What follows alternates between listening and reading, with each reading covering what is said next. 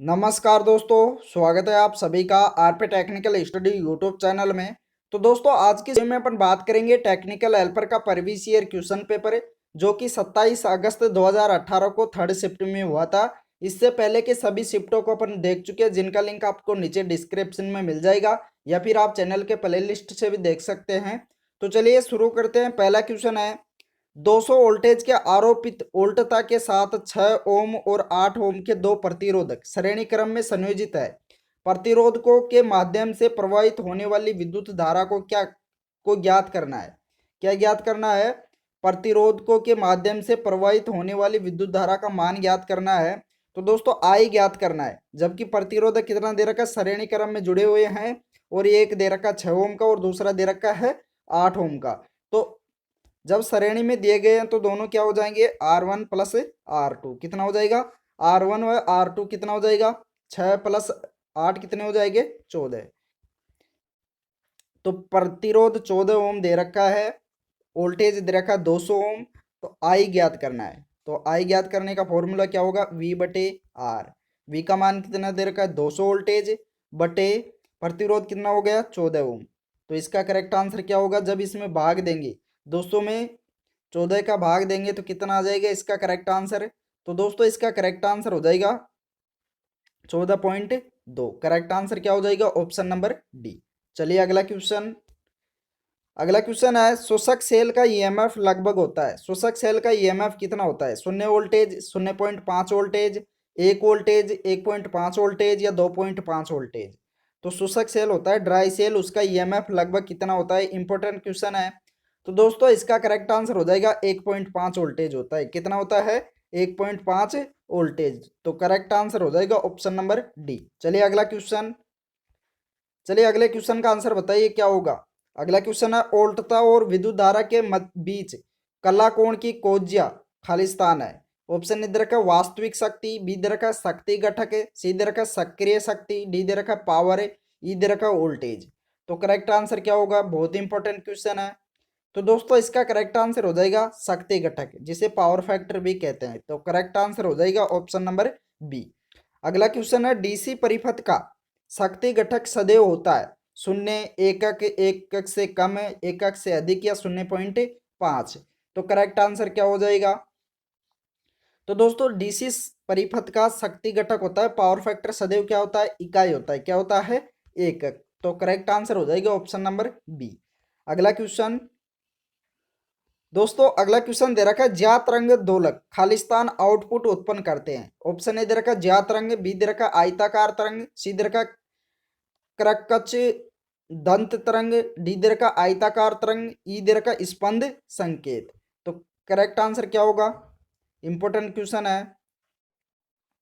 ज्यात तरंग दोलक आउटपुट में क्या उत्पन्न करता है? तो दोस्तों इसका करेक्ट आंसर हो जाएगा ज्यात तरंग आउटपुट उत्पन्न करता है। करेक्ट आंसर क्या हो जाएगा? ऑप्शन नंबर ये। अगला क्वेश्चन है, एक चुंबकीय क्षेत्र में एक सुचालक के घूर्णक द्वारा प्रेरित ईएमएफ होगा स्थैतिक, गतिशील, ए और बी दोनों, ऋणात्मक या धनात्मक। तो कैसा होगा? तो इसका राइट आंसर हो जाएगा ऑप्शन नंबर बी, गतिशील होगा। ईएमएफ कैसा होगा? गतिशील। तो करेक्ट आंसर हो जाएगा ऑप्शन नंबर बी। अगला क्वेश्चन।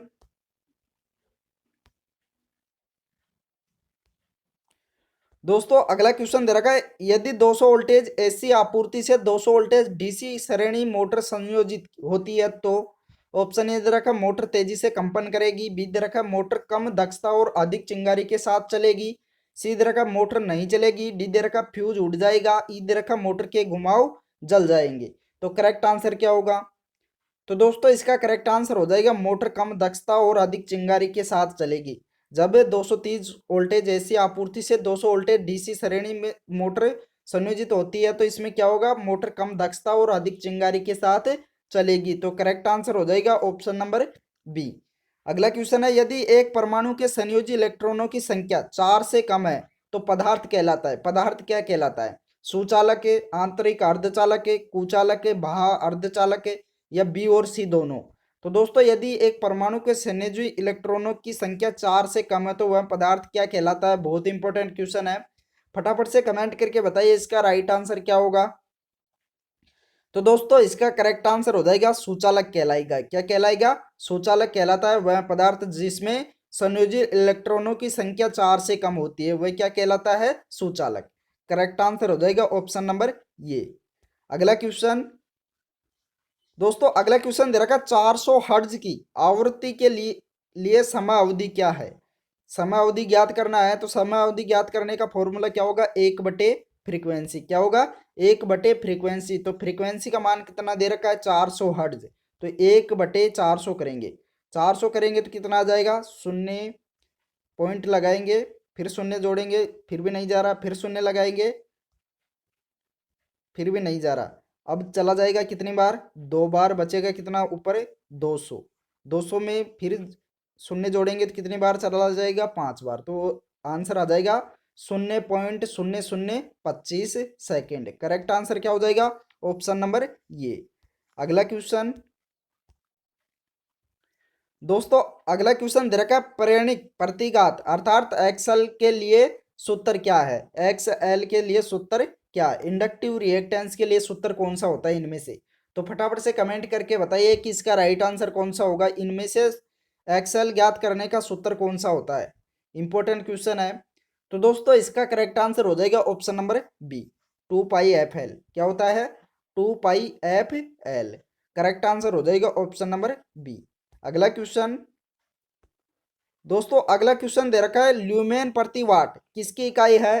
प्रकाश फ्लक्स की, दीप्त तीव्रता की, चमक की, दीप्त दक्षता की या ऊर्जा की? तो ल्यूमेन प्रति वाट किसकी इकाई होती है? इंपॉर्टेंट क्वेश्चन है, जल्दी से बताइए इसका करेक्ट आंसर क्या होगा। तो दोस्तों इसका करेक्ट आंसर हो जाएगा दीप्त दक्षता की। करेक्ट आंसर क्या होगी? प्रकाश दक्षता की इकाई होती है ल्यूमेन प्रति वाट। तो करेक्ट आंसर हो जाएगा ऑप्शन नंबर डी। अगला क्वेश्चन दोस्तों, अगला क्वेश्चन दे रखा है कोणीय वेग की किस सूत्र के द्वारा गणना की जाती है? कोणीय वेग होता है उसकी किस सूत्र के द्वारा गणना की जाती है? इंपॉर्टेंट क्वेश्चन है, फटाफट से बताइए इन ऑप्शनों में से कौन सा करेक्ट आंसर होगा। तो दोस्तों इसका राइट आंसर हो जाएगा 2πf रेडियंस प्रति सेकेंड। करेक्ट आंसर क्या हो जाएगा? Option number C. अगला क्वेश्चन दोस्तों, अगला क्वेश्चन दे रखा है दिए गए चित्र में विद्युत धारा परिणामित्र किसे प्रदर्शित करता है? विद्युत धारा परिणामित्र किसे प्रदर्शित करता है इनमें से? डी को, सी को, बी को या ए को? तो विद्युत धारा परिणामित्र किसे प्रदर्शित करता है? इंपॉर्टेंट क्वेश्चन है, क्या होगा इसका करेक्ट आंसर? तो दोस्तों इसका करेक्ट आंसर हो जाएगा केवल बी को। किसको प्रदर्शित करता है? बी को। ये किसको प्रदर्शित करता है? विद्युत धारा करंट ट्रांसफार्मर को। करेक्ट आंसर क्या हो जाएगा? Option number B. अगला क्वेश्चन दोस्तों, अगला क्वेश्चन दे रखा है यदि दो संधारित्र C1 और C2 श्रेणी क्रम में संयोजित होते हैं तो समतुल्य धारिता क्या होगी? समतुल्य धारिता क्या होगी? CT क्या होगी? तो फटाफट से कमेंट करके बताइए कि इसका करेक्ट आंसर क्या होगा। तो दोस्तों जब समानांतर में श्रेणी क्रम में संयोजित है, ये क्या है? श्रेणी क्रम में संयोजित है तो क्या होगा? C1 इंटू C2 बटे C1 प्लस C2। क्या होगा इसका सूत्र? C1 गुणा C2 बटे C1 प्लस C2। या फिर आप इस प्रकार से भी कर सकते हैं इसको, 1/C1 CT बराबर 1/C1 प्लस 1/C2। इस प्रकार से भी इसको सोल्व कर सकते हैं। तो इसका सूत्र हो जाएगा ऑप्शन नंबर सी। अगला क्वेश्चन दोस्तों, अगला क्वेश्चन दे रखा बैटरी आवेशन के लिए विद्युत अपघट्य को तैयार करते समय सल्फ्यूरिक अम्ल को खालिस्तान में धीरे धीरे मिलाया जाता है। किसमें धीरे धीरे मिलाया जाता है? सादा जल में, नमकीन जल में, आसूत जल में, गंदा जल में या ठंडा जल में? तो करेक्ट आंसर क्या होगा? बैटरी आवेशन के लिए विद्युत अपघट्य को तैयार करते समय सल्फ्यूरिक अम्ल को कैसे मिलाया जाता है? तो इसका राइट आंसर हो जाएगा आसूत जल में, डिस्टिल्ड वाटर में। करेक्ट आंसर हो जाएगा ऑप्शन नंबर सी। अगला क्वेश्चन दे रखा है वह टर्मिनल जहाँ 3 या अधिक शाखाएं मिलती है उसे किस रूप में जाना जाता है? वह टर्मिनल जहाँ 3 या अधिक शाखाएं मिलती है उसे किस रूप में जाना जाता है? ऑप्शन ए दे रखा नोड, बी दे रखा टर्मिनल, सी दे रखा एनोड, डी दे रखा कैथोड, ई दे रखा बेस। तो किस रूप में जाना जाता है?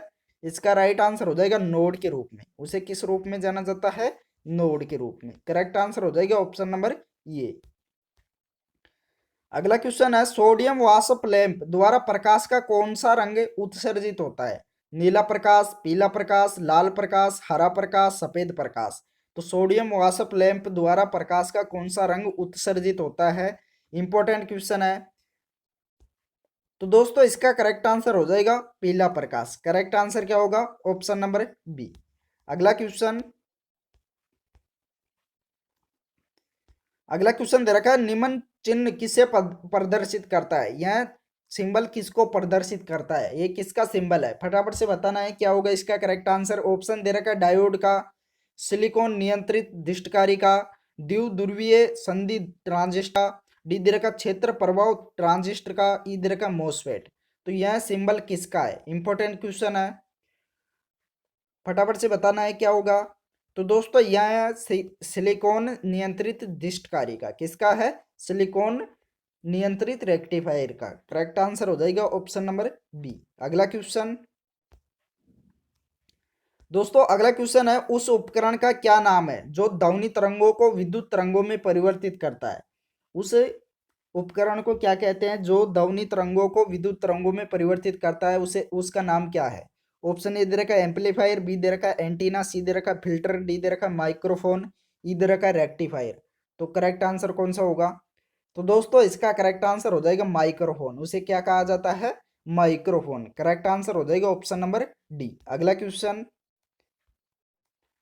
दोस्तों अगला क्वेश्चन है 4 एम्पियर की एक विद्युत धारा 20 ओम के प्रतिरोध से प्रवाहित होती है तो आरोपित वोल्टता क्या होगा? वोल्टेज ज्ञात करना है। तो वोल्टता ज्ञात करने का फॉर्मूला क्या होगा? V बराबर आई इंटू आर। क्या हो जाएगा? आई इंटू आर। आई का मान कितना दे रखा? 4 एम्पियर, और प्रतिरोध का मान दे रखा 20 ओम। तो 4 × 20 कर लेंगे, क्या हो जाएगा? 4 × 20 करेंगे तो कितना हो जाएगा? 80 वोल्टेज। करेक्ट आंसर क्या हो जाएगा? Option number B. Correct answer हो जाएगा ऑप्शन नंबर बी। अगला क्वेश्चन, दोस्तों अगला क्वेश्चन दे रखा 6 ओम, 8 ओम और 10 ओम का कुल प्रतिरोध क्या ज्ञात करे जब ये समानांतर क्रम में संयोजित है? 6 ओम, 8 ओम और 10 ओम के कुल प्रतिरोध ज्ञात करें जब ये समानांतर अर्थात पैरेलल में जुड़े हुए हैं। तो दोस्तों इसके लिए सूत्र लगेगा 1/RT बराबर 1/R1 plus 1/R2 plus 1/R3। कितने प्रतिरोधक दे रखे हैं? 3 प्रतिरोध। तो R1 का मान कितना दे रखा है? 6 ओम। तो 1/6 प्लस 1/8 प्लस 1/10। जब इसको हल कर लेंगे इस प्रकार से, इस आधार पर इसको हल कर लेंगे तो इसका करेक्ट आंसर हो जाएगा ऑप्शन नंबर ये 2.54। करेक्ट आंसर क्या हो जाएगा? ऑप्शन नंबर ये। अगला क्वेश्चन, दोस्तों अगला क्वेश्चन है अर्ध तरंग दिष्टकारी में तरंग के ऋणात्मक चक्कर के दौरान डायोड होता है। फॉरवर्ड बाइस्ड, धनात्मक विधा में, रिवर्स बाइस में, ऋणात्मक विधा में, या इनमें से कोई नहीं। तो अर्ध तरंग दिष्टकारी में तरंग के ऋणात्मक चक्कर के दौरान डायोड कैसा होता है? इंपॉर्टेंट क्वेश्चन है। तो दोस्तों इसका करेक्ट आंसर हो जाएगा ऑप्शन नंबर सी, रिवर्स बाइस में। करेक्ट आंसर क्या होगा? रिवर्स बाइस में। अगला क्वेश्चन, दोस्तों अगला क्वेश्चन है ओम के नियम के अनुसार आर किसके बराबर है? आर बराबर क्या होगा? आर का सूत्र बताना है। तो आर का सूत्र होता है V/I। आई आर ज्ञात करने का फॉर्मूला क्या होगा? V/I। तो इसका करेक्ट आंसर कौन सा होगा? Option number C. Correct answer हो जाएगा ऑप्शन सी। अगला क्वेश्चन,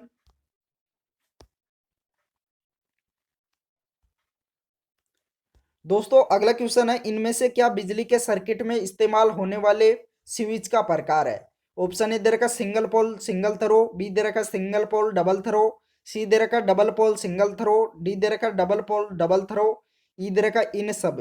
तो इनमें से बिजली के सर्किट में इस्तेमाल होने वाला स्विच का प्रकार कौन सा है? इंपॉर्टेंट क्वेश्चन है। तो दोस्तों इसका करेक्ट आंसर हो जाएगा सिंगल पोल सिंगल थ्रो भी है, सिंगल पोल डबल थ्रो भी है, डबल पोल सिंगल थ्रो भी है, डबल पोल डबल थ्रो भी है। तो इसका करेक्ट आंसर हो जाएगा ऑप्शन नंबर ई, उपरोक्त सभी। राइट आंसर हो जाएगा ऑप्शन नंबर ई। अगला क्वेश्चन है कील को ठोकने के लिए कौन से टूल का इस्तेमाल किया जाता है? कील को ठोकने के लिए इनमें से कौन से टूल का इस्तेमाल किया जाता है? ऑप्शन ए दे रखा प्लायर का, बी दे रखा स्क्रू ड्राइवर, सी दे रखा मैलेट, डी दे रखा हथौड़ा, ई दे रखा करोबार। तो कील को ठोकने के लिए कौन से टूल का इस्तेमाल किया जाता है? बहुत ही इंपॉर्टेंट क्वेश्चन है, फटाफट से बताइए इसका राइट आंसर क्या होगा। तो दोस्तों इसका करेक्ट आंसर हो जाएगा हथौड़े का उपयोग किया जाता है। किसका इस्तेमाल किया जाता है? हथौड़े का। तो करेक्ट आंसर हो जाएगा ऑप्शन नंबर डी। अगला क्वेश्चन दोस्तों, अगला क्वेश्चन है, इनमें से कौन सा टूल कंडक्टर वायर के आकार को मापने के लिए इस्तेमाल किया जाता है? ट्राई स्क्वायर, SWG, लकड़ी का पैमाना, प्लायर या मैलेट। तो इनमें से कौन सा टूल कंडक्टर वायर के आकार को मापने के लिए इस्तेमाल किया जाता है? बहुत ही इंपॉर्टेंट क्वेश्चन है। तो इसका करेक्ट आंसर हो जाएगा SWG। SWG का फुल फॉर्म होता है स्टैंडर्ड वायर गेज। क्या होता है? Standard wire gauge. तो करेक्ट आंसर हो जाएगा ऑप्शन नंबर बी। अगला क्वेश्चन दोस्तों, अगला क्वेश्चन है, काफी मात्रा में करंट अर्थ वायर से होकर गुजरता है क्योंकि इसमें होता है, क्या होता है? ऑप्शन ए दे रखा बहुत कम प्रतिरोध, बी दे रखा बहुत अधिक प्रतिरोध, सी दे रखा उच्च फ्रीक्वेंसी, डी दे रखा निम्न फ्रीक्वेंसी, ई दे रखा उच्च धारिता। तो करेक्ट आंसर क्या होगा? इसका राइट आंसर हो जाएगा बहुत कम प्रतिरोध। काफी मात्रा में करंट अर्थ वायर से होकर गुजरता है क्योंकि इसमें होता है बहुत कम प्रतिरोध होता है। करेक्ट आंसर हो जाएगा ऑप्शन नंबर ये। अगला क्वेश्चन दोस्तों, अगला क्वेश्चन दे रखा है, इनमें से क्या बिजली का चालन कर सकता है? पानी, ट्री लिम्ब, मानव शरीर, कॉपर या इन सब। तो इनमें से क्या बिजली का चालन कर सकता है? बहुत इंपॉर्टेंट क्वेश्चन है। तो इसका राइट आंसर हो जाएगा पानी भी कर सकता है, ट्री लिम्ब भी कर सकता है, मानव शरीर भी कर सकता है और कॉपर भी कर सकता है। तो इसका करेक्ट आंसर हो जाएगा ऑप्शन नंबर ई। अगला क्वेश्चन अगला क्वेश्चन है, खाली स्थान की चुंबकीय विद्युतशीलता है। खाली स्थान की चुंबकीय विद्युतशीलता किस सूत्र के माध्यम से किया जाता है? तो दोस्तों इसका सूत्र हो जाएगा 4 पाई गुणा 10⁻⁻7। करेक्ट आंसर कौन सा हो जाएगा? ऑप्शन नंबर ये। अगला क्वेश्चन अगला क्वेश्चन है, इनमें से कौन सा बिजली का टूल बहुत कम जगह में स्क्रू लगाने के लिए उपयोगी है? इनमें से कौन सा टूल है जो बहुत कम जगह में स्क्रू लगाने के लिए उपयोगी होता है? ऑप्शन ए दे रखा कटिंग प्लायर, बी दे रखा लॉन्ग नोज प्लायर, सी दे रखा पोकर, डी दे रखा मैलेट, ई दे रखा SWG। तो करेक्ट आंसर क्या हो जाएगा? इंपॉर्टेंट क्वेश्चन है। इसका राइट आंसर हो जाएगा लॉन्ग नोज प्लायर। इसको कम जगह में स्क्रू लगाने के लिए उपयोग लिया जा सकता है। करेक्ट आंसर हो जाएगा ऑप्शन नंबर बी। चलिए अगला क्वेश्चन दे रखा, वायर गेज प्लेट का आकार क्या है? वर्गाकार, त्रिकोणीय, आयताकार, गोलाकार या चतुर्भुजाकार। तो करेक्ट आंसर क्या होगा? वायर गेज प्लेट का आकार कैसा होता है? राइट आंसर हो जाएगा गोलाकार। किस प्रकार की होती है वायर गेज प्लेट? गोलाकार आकार की। करेक्ट आंसर हो जाएगा ऑप्शन नंबर डी। अगला क्वेश्चन दोस्तों, अगला क्वेश्चन है, पंखा करंट के खालिस्तान प्रभाव के कारण घूमता है। पंखा करंट के किस प्रभाव के कारण घूमता है? ऑप्शन ए दे रखा चुंबकीय, बी दे रखा तापक, सी दे रखा सीबेक, डी दे रखा रासायनिक, ई दे रखा यांत्रिक। तो किस प्रभाव के कारण घूमता है? तो पंखा करंट के राइट आंसर हो जाएगा ऑप्शन नंबर ये, चुंबकीय प्रभाव के कारण घूमता है। करेक्ट आंसर क्या हो जाएगा? ऑप्शन नंबर ये। अगला क्वेश्चन, वह सर्किट जिसकी प्रॉपर्टी दोनों दिशाओं में एक समान होती है उसे क्या कहा जाता है? रिवर्सिबल सर्किट, बी दे रखा इन रिवर्सिबल सर्किट, सी दे रखा एक पक्षीय सर्किट, डी दे रखा द्विपक्षीय सर्किट, ई दे रखा प्रतिरोधी सर्किट। तो वह सर्किट जिसकी प्रॉपर्टी दोनों दिशाओं में एक समान होती है उसे क्या कहा जाता है? तो दोस्तों इसका राइट आंसर हो जाएगा द्विपक्षीय सर्किट। करेक्ट आंसर हो जाएगा ऑप्शन नंबर डी। अगला क्वेश्चन दोस्तों, अगला क्वेश्चन है, सर्किट में खींचे गए कुल करंट का पता लगाइए। करंट ज्ञात करना है, वोल्टेज दे रखा है, नो वोल्टेज व करंट ज्ञात करना है, प्रतिरोध भी दे रखा है। प्रतिरोध सभी किस में जुड़े हुए हैं? श्रेणी क्रम में। तो श्रेणी क्रम में प्रतिरोध क्या होते हैं? सभी प्लस हो जाते हैं। क्या हो जाते हैं? सभी का योग हो जाता है। RT बराबर R1 plus R2 plus R3। तो R1 का मान कितना दे रखा है? 3 किलो ओम।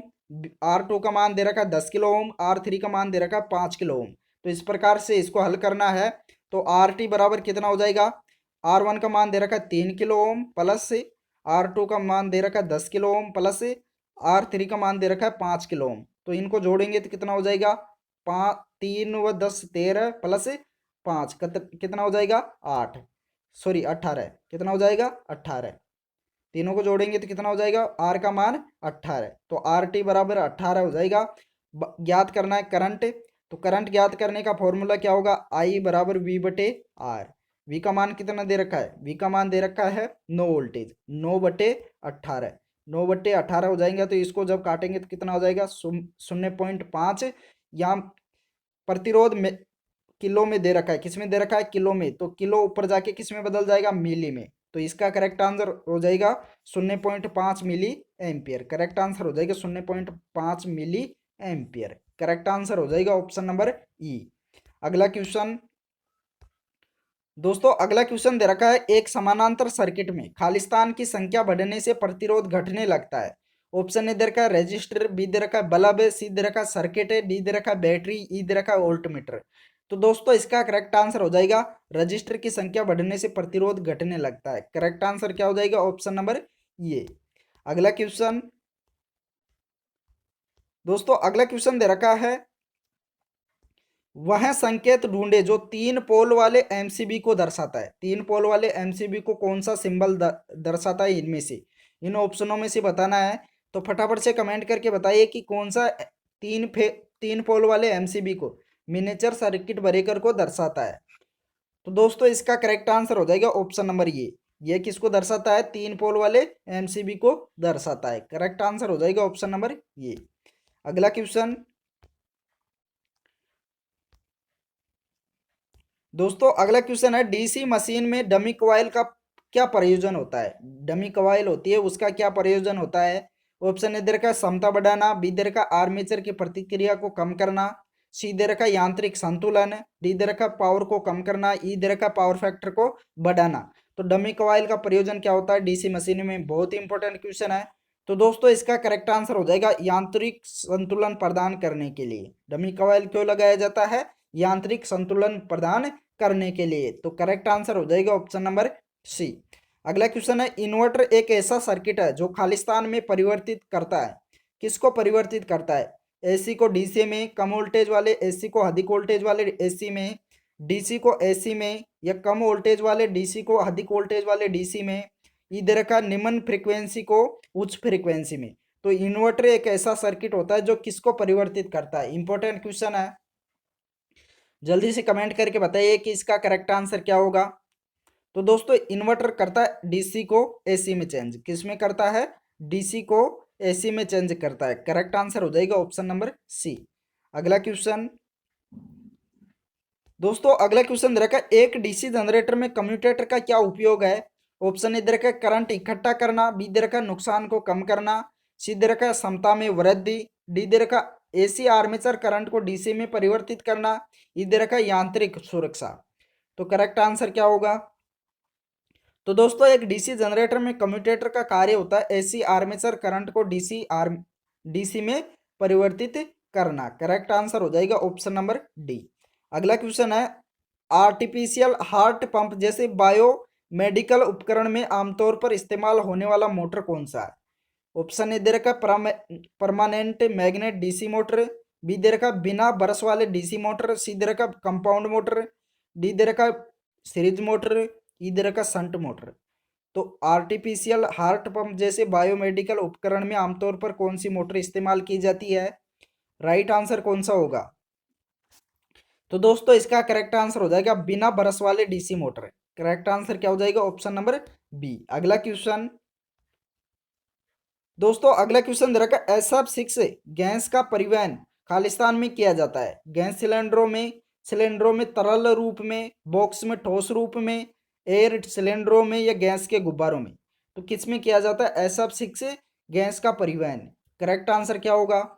तो दोस्तों इसका करेक्ट आंसर हो जाएगा सिलेंडरों के तरल रूप में। करेक्ट आंसर क्या होगा, ऑप्शन नंबर बी। अगला क्वेश्चन है, फ्यूज आमतौर पर एक होता है, क्या होता है। ऑप्शन ए दे रखा करंट को सीमित करने वाला डिवाइस, बी दे रखा वोल्टेज को सीमित करने वाला डिवाइस, सी दे रखा बिजली को सीमित करने वाला डिवाइस, डी दे रखा है पावर फैक्टर को ठीक करने वाला डिवाइस, ई दे रखा वोल्टेज बांटने वाला डिवाइस। तो फ्यूज आमतौर पर क्या होता है,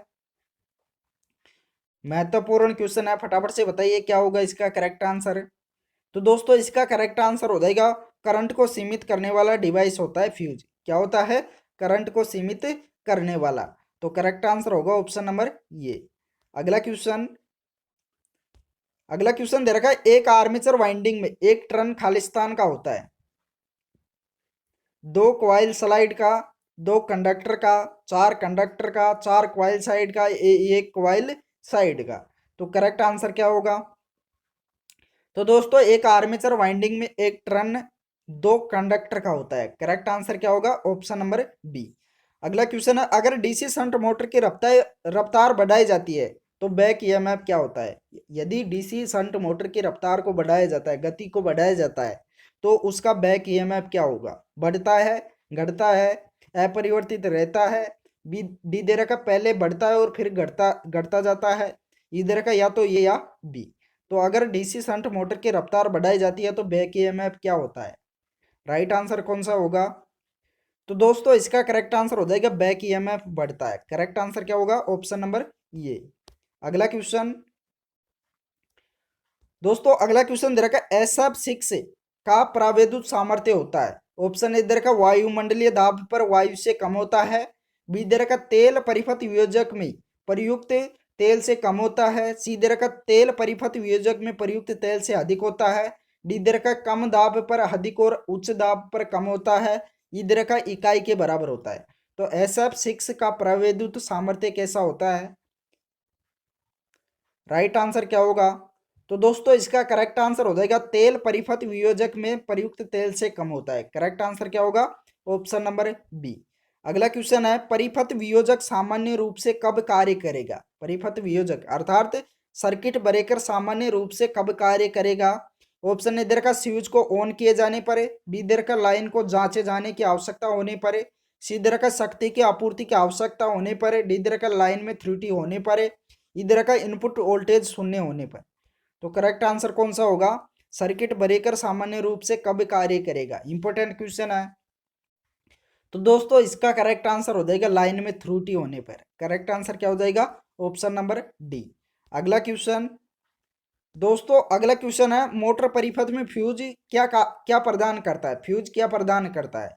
ऑप्शन इधर का, आरंभिक धारा को सीमित करना। बी इधर का, लघु परिपथ संरक्षण।